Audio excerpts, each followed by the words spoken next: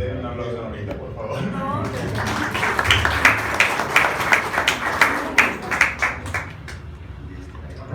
Muy buenas noches, ¿cómo están? Estamos muy felices, muy complacidos de reencontrarnos en este 2023. Nos encontramos fuera de la ciudad y no habíamos tenido la oportunidad de vernos con muchos. A muchos ya tuvimos la oportunidad de saludar en la tarde de hoy, en el comienzo de la noche. A otros no, pero esperamos poder saludar una vez finalice la conferencia. Pero la felicidad embarca en nuestro corazón por podernos encontrar nuevamente aquí, en torno a Jesús.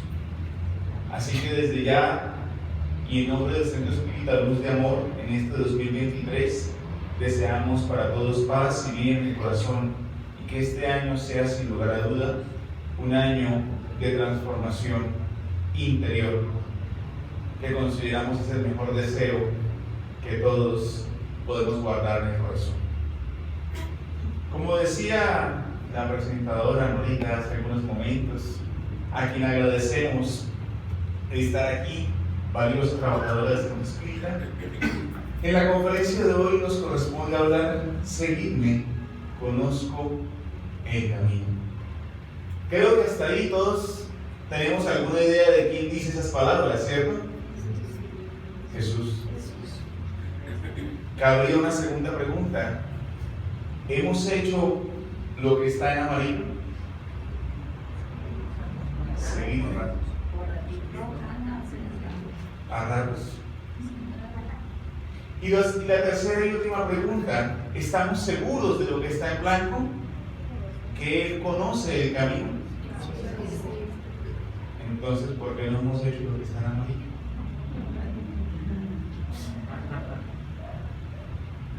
Los relojes marcaban las 12 de la noche. Hace solamente un poco más de 15 días, y en medio de festividad, de celebración, de pólvora, de muchos compartires familiares, alegrías, abrazos, incluso en otros hogares tristezas que jamás cesan ni faltan, los corazones se sentían y nos sentíamos muy emocionados por la oportunidad de un nuevo año. Nuevamente 365 días, 365 oportunidades de poder hacer el bien, de poder alcanzar nuevas metas, de poder alcanzar nuevos proyectos. Nuevamente esa ilusión de que este año será un gran año, como ocurrió para muchos cuando iniciaba el 2020 sin saber que en marzo estallaría la pandemia que nos confinaría a todos. Y cuando los relojes marcaban las 12 de la noche, muchos anidaban en sus corazones los propósitos o denominados propósitos de Año Nuevo. Propósitos en el campo laboral, propósitos en el campo económico, propósitos en el campo familiar, de crecimiento personal y, ¿por qué no?, de crecimiento espiritual. Aunque debemos reconocer también que en el planeta en que nos encontramos y en la sociedad en la que vivimos, estos últimos, los propósitos de crecimiento espiritual, llegadas las 12 de la noche del 31 de diciembre, son los que las personas menos consideran. Quienes tienen la costumbre de alimentarse con las 12 uvas para tener 12 propósitos, o no colocan o dejan dentro de los últimos los deseos de carácter espiritual. Pues lo más importante es pedir salud, pues lo más importante es pedir abundancia, es pedir prosperidad, lo cual, claro está, no menospreciamos. Y es totalmente necesaria en el mundo en el que vivimos, siempre y cuando obremos de la manera correcta. Pero es más importante salir a correr con las maletas. Los que se ríen como el corrieron. Tener la ropa interior de cierto color. Estaba lloviendo. O sea que sí intentaron salir. Las lentejas en el bolsillo o el dinero en la mano. pero ninguno quizá nos percatamos de que a las 12 de la noche tuviésemos a Jesús en el corazón.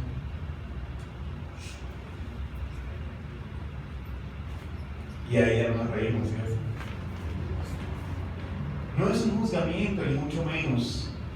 Es una invitación a la reflexión para que este año nosotros realmente podamos comprender el título de esta conferencia y realmente comenzar a seguir a Jesús con la confianza y la certeza de que Él conoce el camino, indistintamente de la doctrina, religión, culto o creencia que profesemos. Porque, como decía Vicente Saibaba, todas las religiones son una lámpara que iluminan el camino a Dios. Y Jesús es el camino que nos conduce a Dios.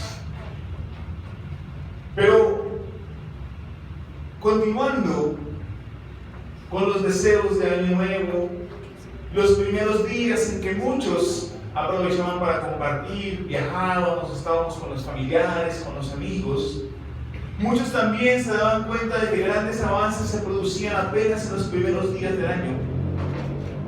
No han pasado 20 días del presente año y ya uno de los telescopios más poderosos del mundo descubrió un exoplaneta que tiene un 90% o más del 90% de parecido con el planeta Tierra. Nuevas enfermedades, pero también nuevas vacunas surgen.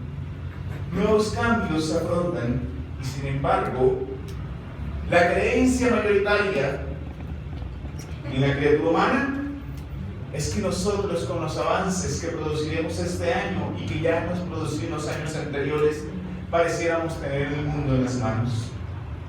Las comunicaciones, la inteligencia artificial que por estos días ha estado tan de moda, con nuevas compañías, pues anteriormente compañías como Google crearon algoritmos que permitían centrar todo el conocimiento de las páginas web existentes en Internet. Sin embargo, empresarios como Elon Musk y otros se unieron para crear algo no similar a lo de Google, sino permitir que un robot no solamente pudiera indexar todas las páginas web, sino que además pudiese traducir eso en conocimiento en un computador, crear nuevas cosas con todo el conocimiento recopilado en una máquina que quema más de $1 millón por hora en energía para existir, pero que permite a través de la inteligencia artificial generar nuevos cambios para la humanidad. Todo esto necesario, todo esto parte de la evolución y del progreso de la criatura humana. No obstante, también es necesario mirar la otra cara de la moneda. En los pocos días que lleva el presente año a hoy, han habido 40.298 suicidios, lo que equivale a decir casi 3.000 suicidios diarios. El 1 de enero, cuando muchos aún estaban levantándose dentro de los efectos del alcohol, o aprovechando para descansar o viajando, casi 3.000 personas cegaban su vida en el nuevo año que traería 365 oportunidades. Al día de hoy se han producido 1.670.946 abortos. Y es una cifra que, si la volvemos a mirar en este preciso instante, ya se modificó para superior. Es decir, más de 1 millón de espíritus que buscaban la oportunidad reencarnatoria y que no la encontraron ante los diferentes factores. La gran mayoría, la ignorancia. Y aproximadamente 420.000 personas han muerto por hambre. Mientras que muchos no sabían qué hacer con la cena del 31, que fue el desayuno del primero, el almuerzo del primero, la cena del primero, el desayuno del 2. No es un juzgamiento, repetimos, es una reflexión. Porque comenzar el 2023 también significa centrarnos en nuestra realidad actual.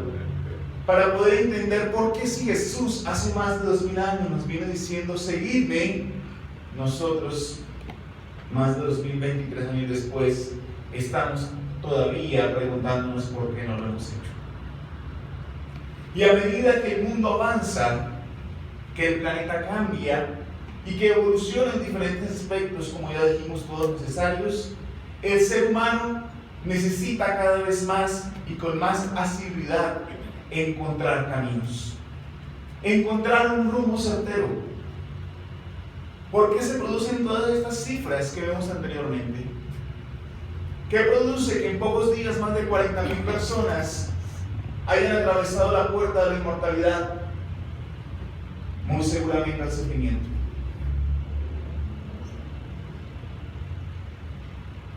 ¿Qué produce que más de 1 millón de espíritus hayan sido abortados? ¿Qué lo produce? El desconocimiento, la ignorancia. Pero cabría decir, ¿cuántos de los que estamos aquí hoy o en el mundo afuera saben que la vida es inmortal? Muy pocos, muchos, no se saben. Pero indistintamente de que sean espíritas o no, en su gran mayoría las doctrinas y religiones de hoy son espiritualistas. Es decir, son conscientes que existe algo más que la materia, por lo cual son conscientes que algo más sigue existiendo después del suicidio. Y aún así, se sigue cometiendo. No sería entonces únicamente la ignorancia o el desconocimiento, y sí principalmente entender que no hemos encontrado el sentido real de la existencia, que no hemos encontrado el sentido real de la vida, como bien nos lo explicó este hombre memorable, el doctor Viktor Frankl, que escribió el bestseller El hombre en busca de sentido. Después de haber padecido en el peor campo de exterminio y de concentración de los nazis, el campo de Auschwitz, en Polonia, después de ver cómo toda su familia muriera en estos campos, él finalmente sería rescatado y relataría parte de sus memorias en este libro, para posteriormente, como psiquiatra, poder generar y crear la logoterapia en el mundo. Y él narra cómo incluso en las noches de invierno frías de Polonia, para él poder sentir un poco de calor y combatir la hipotermia que lo atacaba, se orinaba encima para poder sentir un poco el calor de sus propios orines y así contrarrestar el frío de las barracas, de los camarotes infestados en donde vivían, si se le podía llamar vida. Como muchos de sus amigos, desesperados, engrosaban las filas de los suicidas, salían corriendo y se lanzaban contra los alambres de púa que encerraban el campo para matarse en estado de desesperación deplorables. Y él, sin embargo, dice que es necesario encontrar el sentido de la existencia y para eso debemos encontrar un camino que nosotros estamos seguros es el camino correcto, que es Jesús. Porque le preguntaron posteriormente en las entrevistas a este psiquiatra austriaco, ¿cómo es posible que una criatura humana, que una persona puede soportar condiciones tan deplorables? Y él decía que si bien Jean-Paul Sartre dice que no nos queda más que aguantar y soportar, él está consciente que por el contrario, existe una inteligencia superior y existe un propósito mayor, el cual nosotros debemos aceptar. Por eso Viktor Frankl continúa diciendo, entender la inmortalidad del alma de manera que las circunstancias que hoy vivimos, aunque difíciles, son transitorias. Debemos entender nosotros la inmortalidad del alma, la necesidad que tenemos de nutrir el corazón. Recuerdo cuando acabó la pandemia y después de las múltiples conferencias virtuales, finalmente se pudo abrir nuevamente las puertas del CELAC en el local que está inmediatamente al lado, que era menos de la mitad que este. Los primeros días ni siquiera lográbamos llenar el salón nuevamente. ¿Por qué? Porque las personas todavía tenían miedo del COVID. Si se dan cuenta bien los esfuerzos que estamos haciendo por acomodarnos, ¿sí? Ese calor abrasador que se genera, pero no es de falta de calor, es amor, es amor. ¿Sí? Pero porque entendemos cada vez más la importancia de comenzar a vivenciar y a seguir a Jesús. Y las enseñanzas de Jesús no pueden entenderse a plenitud si no se entiende la inmortalidad del alma. Porque todas las enseñanzas de Jesús quedarían cojas y carentes de sentido si solamente comprendemos la existencia de la criatura humana como solamente 80 o 90 años. Por eso, retomando aquí, sabemos que entender la inmortalidad del alma nos va a permitir a nosotros vivir cualquier circunstancia, porque toda circunstancia que hoy vivamos es transitoria, es temporal. Aún las enfermedades fuertes, las pruebas económicas, el cáncer que golpea, las dificultades familiares del pariente difícil, ese que lleva muchos años atormentándonos, las enfermedades de aquellos que amamos, físicas o mentales, todas son transitorias, porque somos seres inmortales. Por lo tanto, no debe existir desesperanza, que no es más, y Viktor Frankl propone que la desesperanza no es más que D igual a S menos P. Desesperanza es igual a sufrimiento sin propósito. Repetimos, desesperanza es igual a sufrimiento sin propósito. Johnny, pero entonces, el espiritismo dice que este es un mundo de sufrimiento y que venimos a sufrir. O sea que Jesús quiere que suframos. No Jesús quiere que suframos. Es un mundo de sufrimiento, sí, que está en transición a un mundo mejor. Pero no sufrimos a causa de que Jesús lo desee, y sí a causa de nuestras imperfecciones que nos rehusamos a dejar atrás. Lo que equivale a decir que sufrimos porque nosotros mismos así lo elegimos, en esta o en una encarnación anterior. Y cuando afrontamos la falta de fe, la falta de esperanza, la misma que ha llevado a más de 40,000 personas a suicidarse en 2023, encontramos que esa desesperanza solamente puede ser fruto de la falta de un sentido real de la existencia, de comprender el propósito de la misma. Y por eso la Madre Teresa de Calcuta decía que quien no vive para servir, no sirve para vivir.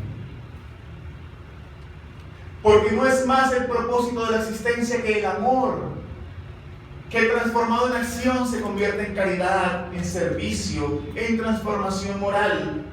Porque cuando amamos, amamos a los demás, pero también nos amamos a nosotros mismos, y por eso nos transformamos de ningún propósito real. Encontrando nuestro real propósito, encontraremos el camino correcto para alcanzarlo. Preguntamos hasta aquí. En los días que llevamos del 2023, encontramos ya nuestro propósito. Hay una frase muy conocida en las redes sociales hoy por hoy que dice que se nace 2 veces en la vida: el día en que nosotros llegamos al mundo y el día en que encontramos por qué llegamos al mundo. Porque estamos aquí a propósito y con un propósito.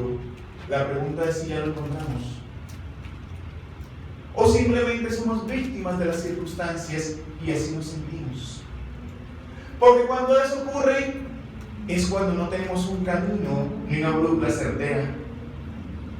Es cuando tenemos la brújula que apunta hacia todos lados, menos hacia el norte que deseamos ir.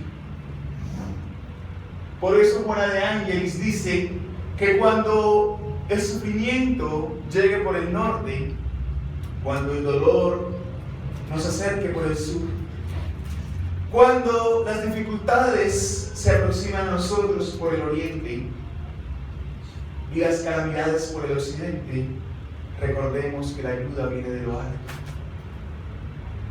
porque es ahí donde está Jesús. Pero ¿cuántos nos pasa que nos distraemos buscando el camino? Todos dijeron al principio que sabían quién era el camino, ¿cierto? Todos dijeron Jesús. Y cuando dijimos que por qué no lo seguíamos, de ahí empezamos como a hablar entre los dientes. Porque es tan fácil distraernos. Es tan fácil perder el camino cuando no estamos pendientes de la brújula, cuando no estamos pendientes de aquello que nos marca por dónde transitar. Yo recuerdo que conversaba hace un momento con mi esposa, que nosotros nos encontrábamos, estábamos intentando recordar, nos encontrábamos en Italia y estábamos en una ciudad llamada Maranello, una ciudad muy bella, e íbamos con dirección a Asís. Habíamos rentado un auto y queríamos poder ir conociendo, manejando con el GPS, parando en diferentes pueblos, conociendo Bolonia, Padua, en fin. Y en cierto momento íbamos por una carretera muy bella en dirección a Asís. Cuando comenzamos a conversar, nos distrajimos con el paisaje. Cuando escucha uno que el GPS dice recalculando,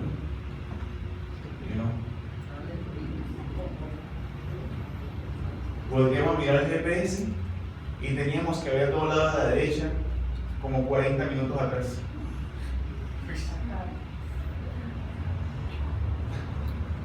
Y ella se ríe porque ella era la encargada del GPS. Yo iba manejando.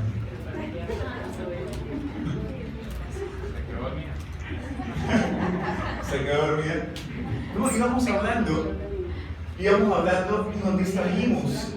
Y eso implicó que tuviésemos que manejar casi una hora de más para encontrar el retorno y poder devolvernos al camino que correcto nos iba a llevar hacia Asís. Y recuerdo que ese momento antes que Rabbi nos dio fue risa, y hasta hoy lo recordamos con risa, y manejamos casi una hora más hablando y conversando. Pero traigo esto a colación porque así nos pasa en la vida espiritual. Es tan fácil distraernos con el paisaje. En nuestra vida diaria, leemos una lectura edificante, venimos al centro espírita, hacemos oración al iniciar el día y decimos: hoy voy a entregar este día a Jesús. Voy a seguirlo, porque yo sé que Él es el camino. Y salimos y nos distraemos tan fácilmente con el paisaje. ¿Y qué es el paisaje en este caso? La materialidad, las cosas del día a día, las vicisitudes, los problemas, aquel que se nos atraviesa, y ahí perdemos la brújula, perdemos el camino. Y cuando vamos a mirar la brújula, ya nos hemos equivocado 1, 2, 3, 4 veces. Y cuán difícil a veces es retornar a la brújula moral. ¿Cuántas veces la culpa no nos deja retornar a esa brújula y encontrar el camino correcto?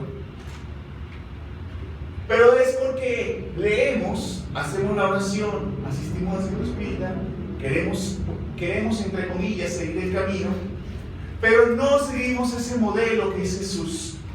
Por eso en la cuestión 625 del libro de los Espíritus, Kardec interrogó a los espíritus cuál era el modelo y guía que Dios entregó a la humanidad por excelencia. Y los espíritus dijeron: ved a Jesús. Sabemos que Él es el modelo, que Él es el guía,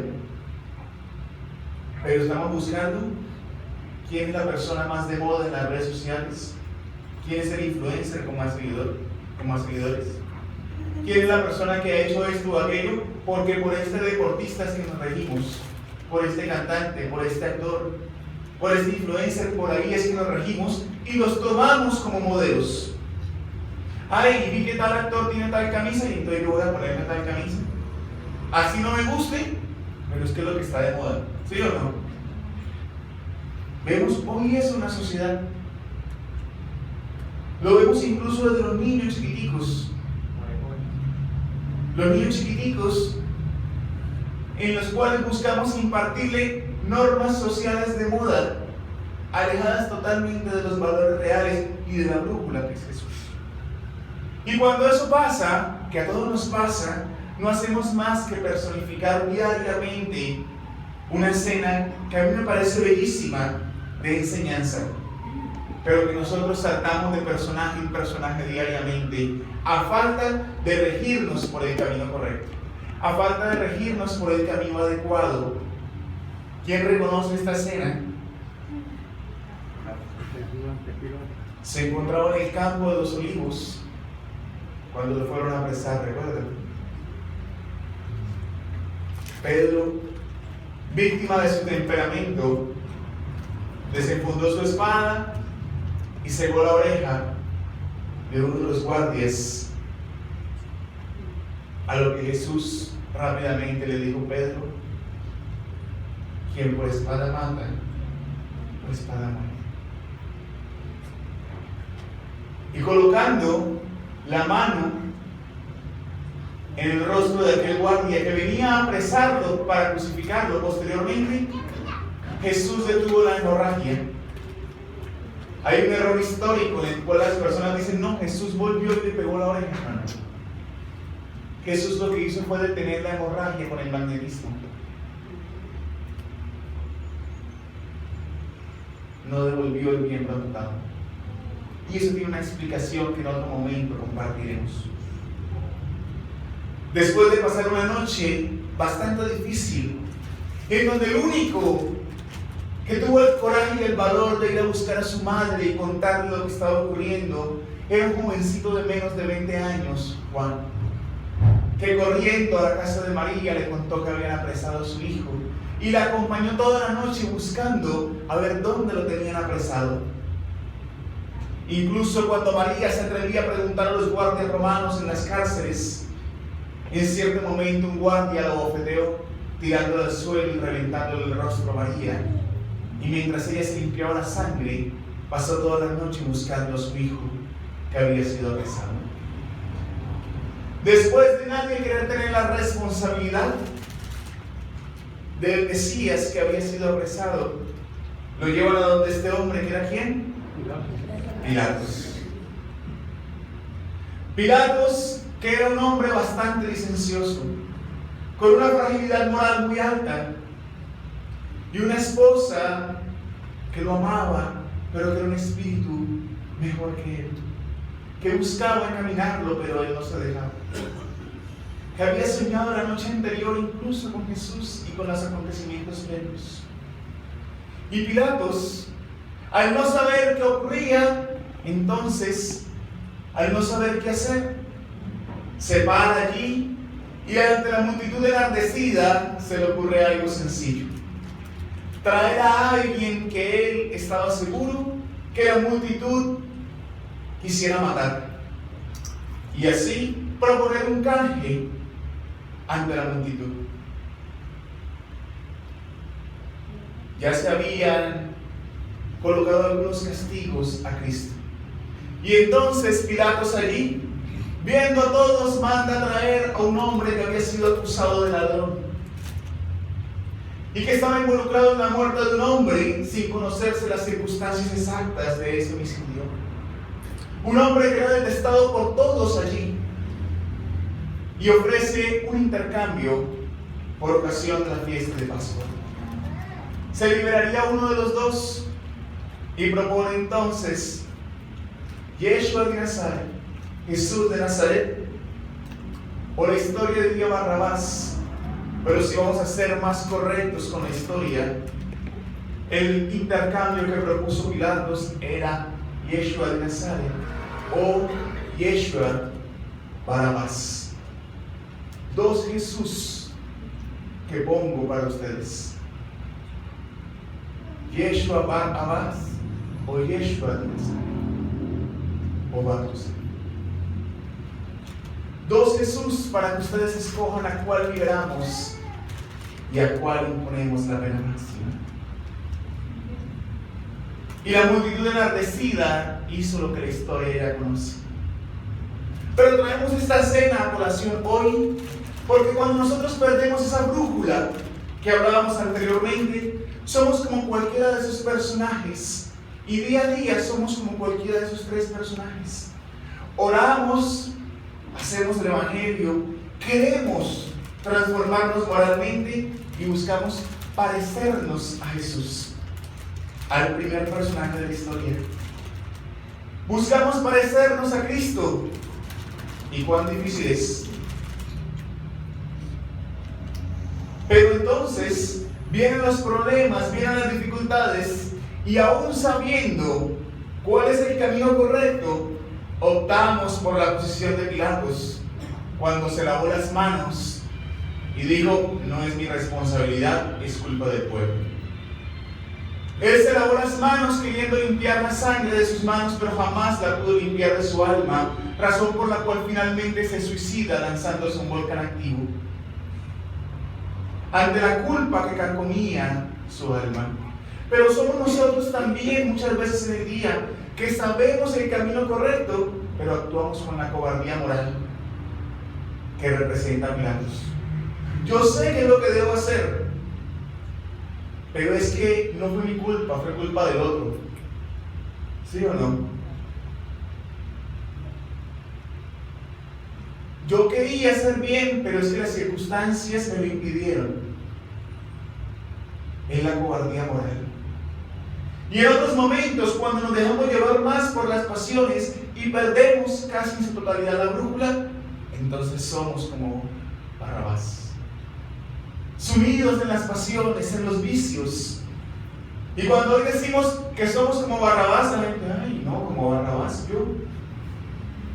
Pero una representación de las pasiones, de los vicios, de los errores, de los defectos, en los cuales a veces tropezamos una y otra vez.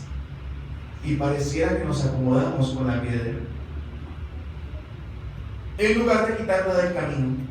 Y día a día, buscando el camino correcto, saltamos entre esos tres personajes de este pasaje, incapaces de permanecer en el personaje en que debemos permanecer, que es ¿cuál? Jesús. Por eso vamos a tocar tres momentos en los cuales Él nos invitó a seguirle, de todos los que lo hizo. El primero de ellos, cuando dice: yo soy el camino, la verdad y la vida. Nadie viene al Padre si no es por mí. Y no lo sabemos. Y decimos: yo soy el camino, lo repetimos casi que en automático. Yo soy el camino, la verdad y la vida, y nadie viene al Padre si no es por mí. Pero menospreciamos o no comprendemos esas palabras de Jesús. Por eso cuando decimos: seguidme, y yo conozco el camino, es ineludible recordar esto. Pero para poder entenderlo de mejor manera, es necesario entender el contexto. Y si me fuere, y os prepararé lugar, vendré otra vez, y os tomaré a mí mismo, para que donde yo estoy, vosotros también estéis. Y sabéis a dónde voy, y sabéis el camino. Le dijo Tomás: Señor, no sabemos a dónde vas. ¿Cómo pues podemos saber el camino? Jesús le dijo: yo soy el camino, la verdad y la vida. Nadie viene al Padre sino por mí. Si me conocéis, también a mi Padre. Si me conocieseis, también a mi Padre conoceréis. Y desde ahora le conocéis y le habéis visto. Ese es el trecho completo que a veces no comprendemos. Analicemos brevemente. Y si me fuere, vendré otra vez. Era el anuncio del Consolador, que posteriormente diría Pedro entonces: y yo os enviaré un Consolador que estará con vosotros, porque Él prometió estar con todos hasta el fin de los siglos. Y a medida que los cielos se doblan unos sobre otros, siempre ha estado. Y lo decía aquí: vendré otra vez. Pero la interpretación literal que las personas normalmente hacen es esperando que Jesús vuelva otra vez en carne y hueso, en la resurrección de los justos, el día del juicio final. No. vente otra vez. Y continúa diciendo, sabéis el camino. Y esas palabras de sabéis el camino son tan vigentes hace 2000 años como hoy. Yo pregunto para todos los que estamos acá, ¿sabemos cuál es el camino? Lo conocemos, sabemos que es Jesús. Y lo dijo Jesús, sabéis el camino. Sin embargo, Tomás tomó la voz de todos nosotros, quizá. Sí, pero ¿cómo? Nosotros no sabemos. Era la voz de la duda, natural, porque los apóstoles también eran imperfectos. Aprendían y vivían en una convivencia constante e intensa con Jesús, pero también eran seres que estaban evolucionando. Y por eso con temor, con duda le pregunta a Jesús, ¿cómo pues podemos saber el camino? Y es ahí donde viene la respuesta de Jesús, que hemos memorizado pero no interiorizado. Yo soy el camino, la verdad y la vida, y nadie viene al Padre si no es por mí. Es decir, nos decía que Él nos llevaría, porque Él es la vida, pero la vida real, la vida eterna. ¿Para poder llegar a quién? A Dios. Si me conocieseis, también a mi Padre conoceréis. Todo el mundo dice, ay, yo quisiera tanto encontrar a Dios en mi corazón. Quisiera que Dios rigiera mi vida. Pero ya conocemos a Jesús. Conocemos sus enseñanzas, pero no lo hemos interiorizado. Como dice mi esposa, en un ejemplo que ella usa mucho, le doy permiso, porque sale todo, me usa, lo usa. ¿Sí? Ella dice, mira, yo entiendo, dice ella, yo entiendo que es como que uno va manejando el carro y uno lleva a Jesús de copiloto. Y uno va estrellándose por todos lados, sabiendo que Jesús podría manejar mejor que uno, pero uno insiste en manejar, ¿sí o no? Hasta cuando se estrella tan fuerte y duele tanto, que uno se voltea y le dice a Jesús, tome, maneje usted. Con golpes, como dicen aquí, aporreado. Ahí es donde Dios no se sienta de copiloto y entiende que el que debió haber manejado desde el principio era quién. Jesús. Pero nos cuesta ceder el timón de nuestra vida a Jesús por el afán de control, que no es más que fruto del ego propio, de confiar más en nosotros que en Dios. Por eso hay una frase muy bella que dice que porque un pájaro no siente miedo cuando está posado sobre una rama, si la rama se puede partir y se puede caer, sea porque él confía en las alas que Dios le dio para poder levantar el vuelo en caso de que eso ocurra. Pero a nosotros nos cuesta mucho confiar en Dios. Cuando nosotros lo hagamos, entonces comprenderemos que Jesús es el camino y que solamente mediante Él podemos alcanzar la vida eterna y por ende a Dios. Jesús nos dice el espíritu de José Antonio en el libro Yo soy el camino, y la doctrina espírita tiene su punto de encuentro en la moral, que es la misma y en la verdad se apoya. Es decir, la enseñanza de Jesús es la misma enseñanza que el espiritismo propone. Estos días me encontraba en el proceso de matrícula de nuestra hija en el colegio y nos dice, después de la entrevista a los padres, ¿profesan alguna religión? Y la profesora, yo sí. ¿De cuál? Yo, espírita. Y ella, tendré que leer. Se me quedó como, tendré que leer. Y empecé a hablarle de Jesús, porque es la forma más sencilla que las personas lo entienden. Y esta es la respuesta. La moral de Jesús y la que propone la doctrina espírita son exactamente la misma. Porque la doctrina espírita viene a recordar las enseñanzas de Jesús y a aclarar muchas otras que el velo de lo literario, de los años, del poder temporal, tergiversó para conveniencia. Cuando estudiamos a Kardec, comprendemos mejor el mensaje de Jesús, el Cristo renovador. Con Jesús el camino es seguro. Comprender su mensaje es una necesidad. Ahora, el hecho de que con Jesús el camino sea seguro quiere decir que no va a tener dificultades.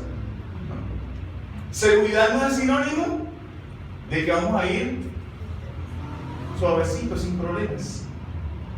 Recuerdo que un espíritu muy querido, amigo, que me ha ayudado en diferentes momentos, alguna vez se acercó y me dijo, recuerda, hijo, Me dice que el camino, mejor, que la puerta es estrecha, me dijo.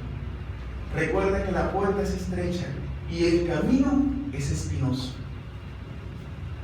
Pero no olvides que las espinas del hoy serán las flores del mañana. Las dificultades que vivimos no van a dejar de existir por seguir a Jesús. Pueden aminolarse, pero son parte del proceso evolutivo. Pero las afrontaremos con una mejor actitud. Teniendo eso claro, pasamos entonces a la segunda de las tres que les dije que íbamos a analizar. Y esta segunda me parece bellísima, porque Jesús, estando con sus discípulos, le dice: yo soy la luz del mundo. El que me sigue no andará en tinieblas, sino que tendrá la luz de la vida. ¿Cuándo lo repetimos? Ay, Jesús es la luz del mundo. Y nos acordamos de los salmos, ¿cierto? Cuando hablamos de esta parte de que no está en tinieblas. Pero cuán poco lo interiorizamos nuevamente. Yo soy la luz del mundo. Pero la luz espiritual, la luz que el mundo necesita para transformarse, para cambiar, para realmente entregar su vida a Jesús. Esa es la luz de la que Él nos hablaba. No la luz de los poderes temporales, no la luz de las riquezas materiales, no. La luz del conocimiento y del amor. El que me sigue no andará en tinieblas, sino que tendrá la luz de la vida. ¿De cuál vida? ¿La material? No, la vida eterna. Solamente que somos tan inmediatistas que pensamos solamente en términos materiales, cuando debemos estar acostumbrados a pensar en términos de vida eterna. Por eso esa parte cuando dice: quien me sigue no andará en tinieblas, me parece tan bella. Y me hace recordar que era una tarde calurosa, que ya se hacía noche del mes de julio del año 64. Era un verano intenso y fuerte en la capital romana. Cuando en aquella noche, en medio del verano, un conato de incendio comenzó. Empezó a ser tan fuerte, sin una explicación aparente, que un incendio, aparentemente de la nada, comenzó a devorar gran parte de Roma en el año 64. Un incendio que duró 6 días y 7 noches, sin poder ser apagado, se estaba devorando Roma. En la 7ª noche, cuando finalmente pudieron comenzar a apagarlo, un segundo foco de incendio en el barrio Emiliano comenzó a surgir nuevamente. Fueron días bastante difíciles.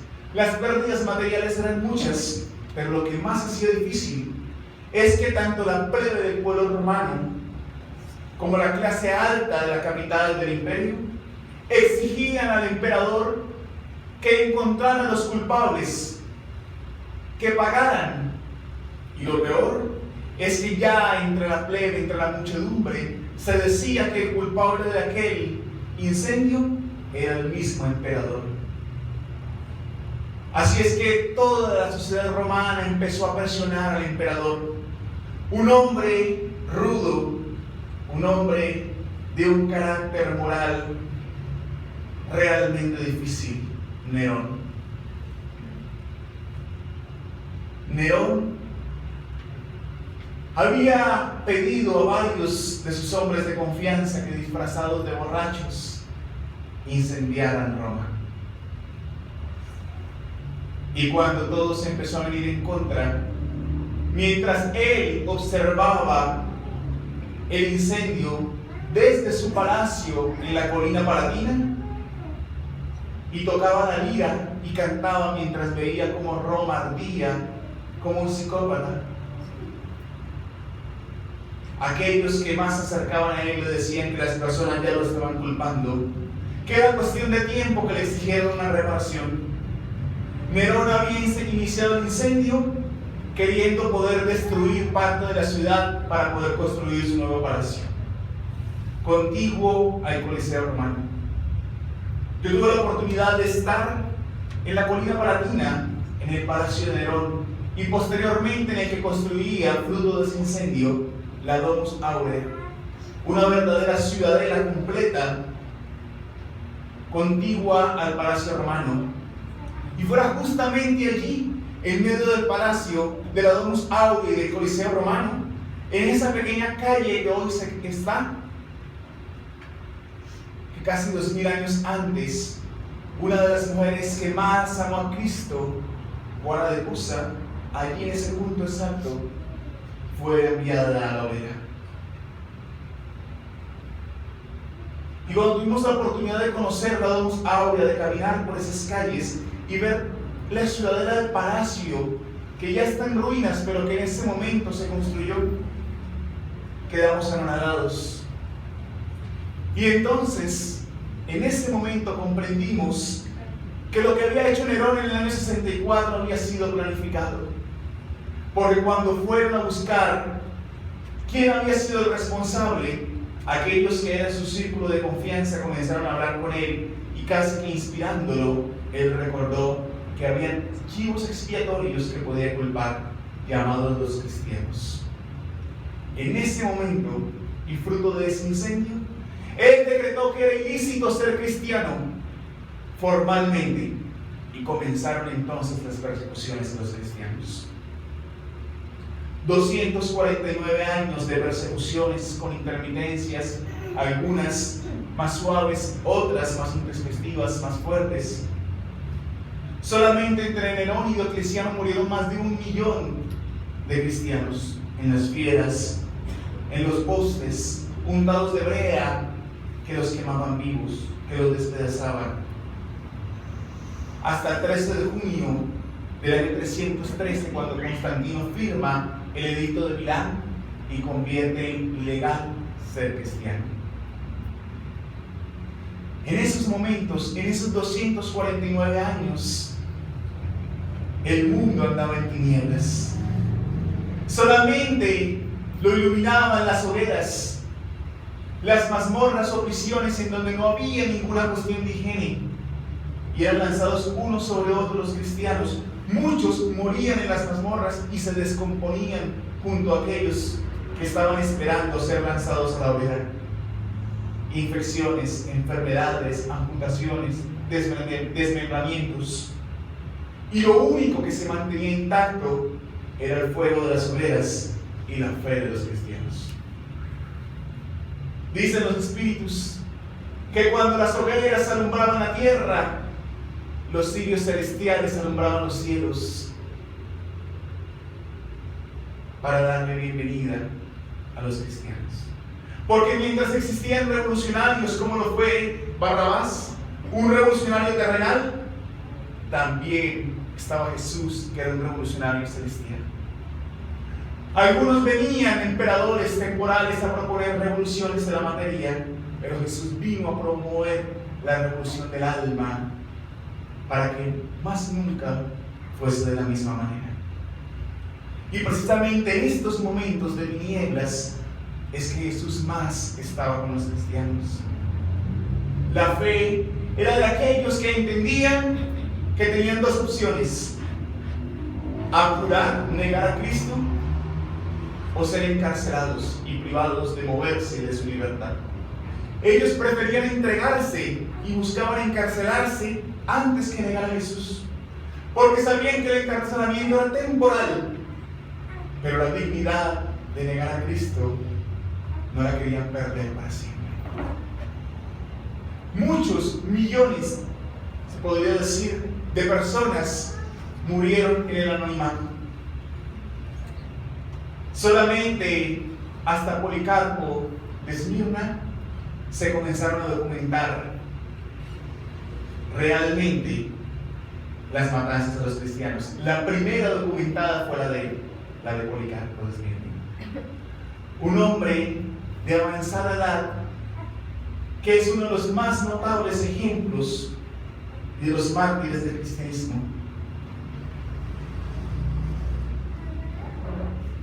Tenía 86 años cuando fue tomado preso. Había recibido consejos del último con vida en conocer a Jesús, Ignacio de Antioquía, que lo había aconsejado cuando él, desde muy temprana edad, comenzó a seguir a Cristo. Posteriormente, en Turquía, donde vivía, se transformó en discípulo del apóstol que más le amó. Y Policarpo fue discípulo entonces del apóstol Juan. Y a los 86 años es tomado preso y por el procónsul llevado entonces a un juicio público y ridículo, en el cual le dice: debido a tu edad, te podemos dar ciertas concesiones. Solamente tienes que negar a Jesús, avergonzarte de Él. Y nosotros no te vamos a obligar a que hagas demostraciones públicas de los otros dioses a los cuales dices que sigues, en consideración a la edad que tienes. ¿Es eso o mueres? Y Policarpo, con 86 años entregados a Jesús, vino al procónsul y le dijo: llevo 86 años sirviéndole a Él y jamás me he avergonzado de eso. ¿Por qué habría hoy de cambiar de decisión? Más bien te pregunto, ¿por qué no procedes con lo que debes hacer?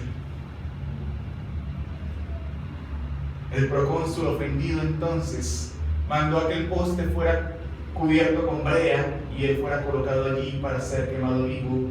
Mientras las llamas lo alcanzaban, Policarpo entonaba una oración dándole gracias a Dios porque le permitió inmolarse en nombre de Jesús.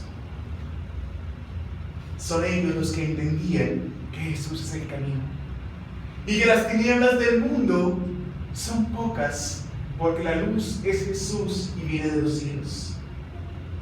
Por eso Jesús se inmoló en la cruz, para demostrarnos su amor, para demostrarnos la entrega a la moral, a las enseñanzas que Él promulgaba. Los espíritus son claros al decir que si Él solamente se hubiese dedicado a curar a los enfermos, a atenderlos, a los milagros, hubiese pasado por un discípulo de Dios, un sirviente del Evangelio. Porque ¿cuántos discípulos posteriormente no han ofrecido curaciones? Lo hicieron los mismos apóstoles. Pedro curó personas, Juan lo hizo. Se decía que incluso después de haber cercenado la cabeza del apóstol Pablo, aquellos que tocaban la túnica que él usó se curaban por el magnetismo. Pero el hecho contundente, dicen los espíritus, fue que Él se crucificó por todos nosotros, para que entendiésemos realmente lo que es la entrega, el deseo sincero de servir a Dios. Por eso Él mismo dijo: y yo, cuando fuere levantado de la tierra, os atraeré hacia mí. El tercero de los tres que les dije que íbamos a tocar. Y yo, cuando fuere levantado de la tierra, os atraeré hacia mí, le dijo a los apóstoles, anunciando ya la crucifixión que Él sabía que vendría posteriormente. Él que fuera colocado en el madero infame sin deber absolutamente nada, transformó su muerte en sinónimo de entrega al Creador, de religación con el Padre, y transformó la cruz del dolor en un puente que unía la tierra con los cielos. Pero nosotros estamos tan cómodos cuando el cielo no tiene nubes, pero cuando hay tempestad, nuestra fe de una vez disminuye. Cuando sentimos que las nubes oscuras cubren nuestro día, transformadas en pruebas, es allí cuando acudimos a buscar la luz que Jesús nos prometió. Por eso es que cuando nosotros, que también tenemos nuestras cruces, solamente que la de Jesús fue construida por bárbaros, a quien no debía nada, y las cruces nuestras son construidas por nuestros propios errores. Pero cuando logremos levantarnos a similitud de Jesús, aunque sean unos centímetros, entreguémonos en su nombre al servicio de los demás, porque ahí es donde estaremos siguiendo su camino. el camino de Jesús. Ahí es donde estaremos siguiendo sus enseñanzas y pudiendo avanzar en dirección a Él. Que a pesar de nuestras cruces y dificultades, podamos ir en dirección de los que necesitan, porque así luce Jesús, yendo siempre en dirección del sufriente, del leproso, del necesitado. Porque cuando Policarpo se enteró que lo estaban buscando a sus 86 años, se sentó a esperar a los guardias, y mientras los esperaba, tuvo entonces una visión donde él se veía en las llamas de la hoguera y lloró de alegría. Pero nosotros, ante las cruces que vivimos, lo que hacemos es irnos para atrás, y no como este hombre que va allí caminando en dirección a la luz, hacia el frente. Así debemos ser nosotros, y así nos vemos día a día. Todos nos vemos aquí unos a otros y nos saludamos, pero no vemos las cruces que cada uno llevamos, las problemáticas que cada uno tiene, todas pequeñas en razón de las que Jesús enfrentó. No estamos menospreciando ninguna de ellas, ¿no? Pero estamos diciendo que hay millones de personas que sufren mucho más, y que nuestros sufrimientos habremos de transformarlos entonces en bálsamo para otros y en escalones que nos permitan subir en dirección a Dios. Por eso es indispensable renunciar al consuelo particular para que la renovación nos acoja. Andamos por la vida buscando ser consolados en lugar de consolar. Por eso el émulo de Jesús, Francisco, quien tanto nos conmueve el alma, era el perfecto ejemplo de este slide. Caminaba con la cruz de las enfermedades, con el tracoma o la enfermedad del desierto, que hacía que sus ojos tuvieran un dolor insoportable, el cáncer tan fuerte que devoraba su cuerpo con los dolores, lepra que había contraído en Ribotorto cuando fue a atender a los más necesitados leprosos, el cansancio de una vida dedicada al servicio, caminando de una población a otra descalzo, muchas veces con los pies heridos, en los inviernos crudos y solamente acompañado de una pequeña túnica burda de una tela que jamás podría cubrir el frío debidamente. Y aún cuando sentía como ser humano que era, como espíritu en evolución, que las pasiones lo alcanzaban, se lanzó entonces sobre un rosal seco para que las espinas del dolor distrajeran su mente de las pasiones que buscaban perturbarlo. Rosal que en pleno invierno, después de que él se levantara, comenzó a florecer. Caminaba con su cruz, pero enfocado en los demás. Entendía que no debía buscar ser consolado, sino consolar, que no debía buscar ser amado, sino amar. Porque solamente dando es como se recibe. Y solamente muriendo en ti es que se nace para la vida eterna, decía su oración predilecta. Por eso cuando la muerte le alcanzó en la pequeña porciúncula, su espíritu estaba tranquilo, que había cumplido las palabras de Jesús cuando años atrás le había dicho: Francisco, ve y reconstruye mi iglesia, la iglesia moral de los hombres que se encuentra devastada. Y había dejado un legado indeleble e imborrable, basado en la moral y las enseñanzas de Cristo. Es esa la labor que nosotros tenemos. Por eso, acercándonos al final, consideramos que nosotros, trayendo el ejemplo más a la vida de hoy, a la vida diaria, cuando necesitamos de un camino, usamos esto, un GPS.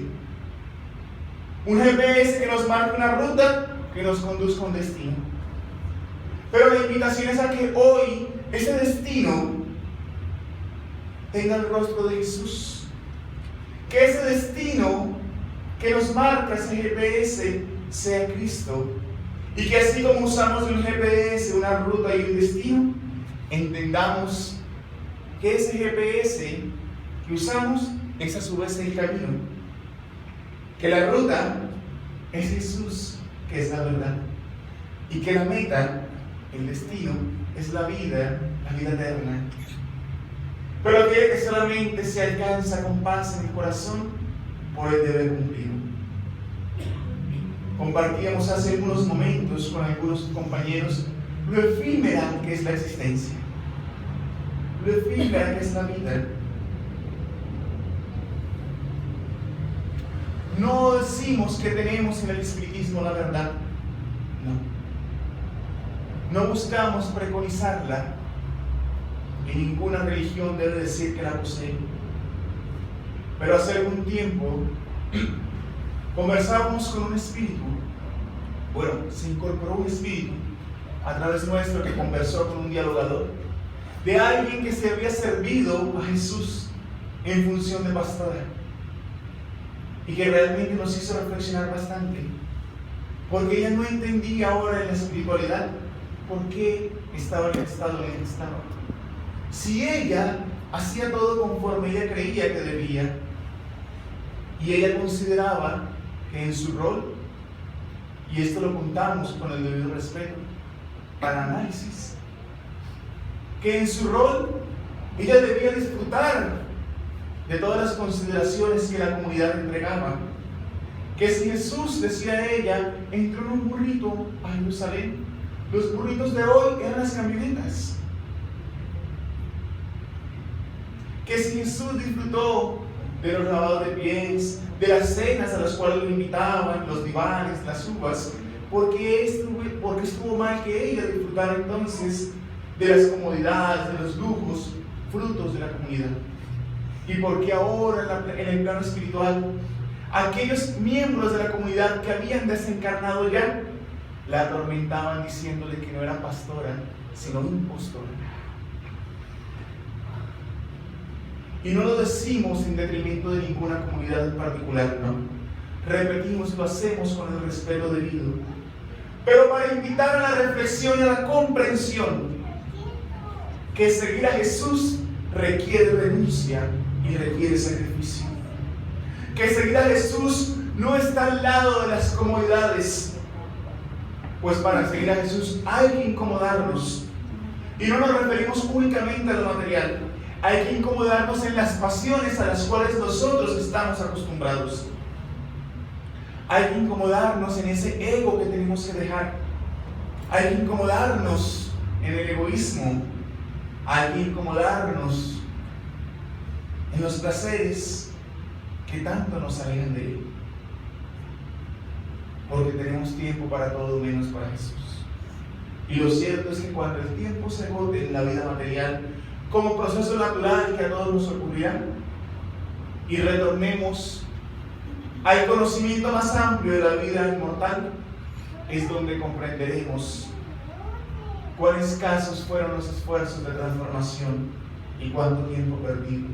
O, ¿por qué no?, comprenderemos también cuán bien aprovechamos el tiempo, cuánto bien logramos hacer, cuánto pudimos servir. Por eso, recordando lo que hablamos al principio, ese ritual de las 12 uvas que la gente tiene en diciembre, a pesar de que haya pasado, recordemos que el propósito más grande de este año sea seguirle. Que lo demás venga por añadidura. Hace unas semanas me encontraba con unos familiares comiendo y hacían unas preguntas y decían: ¿ustedes qué opinan? ¿Que uno debe tener plata y después entonces comenzar a donar, a entregar? ¿O uno debe entregar desde lo poquito que tiene? Y comenzó a generarse una discusión sana, de análisis. Porque la creencia común, ¿cuál es? El Señor permite ganarme la lotería, yo te demuestro que no cambio. Y cuando tenga plata, sirvo, entrego. Pero es que si no somos capaces de seguir a Jesús en lo mucho, en lo poco, no lo haremos en lo mucho. Jesús, sácame de esta dificultad en la cual hoy construye mi corazón. Que yo te prometo que tú me sacas de aquí y yo me entrego a trabajar en tu nombre. Y salimos de la dificultad y estamos tan ocupados que se nos olvida. Y por eso buscamos hacer trueques con Cristo. Es la invitación a que el propósito más grande sea seguirle. Y a que con ese propósito nosotros podamos encontrar las puertas de la inmortalidad con tranquilidad en el corazón, con tranquilidad en el alma.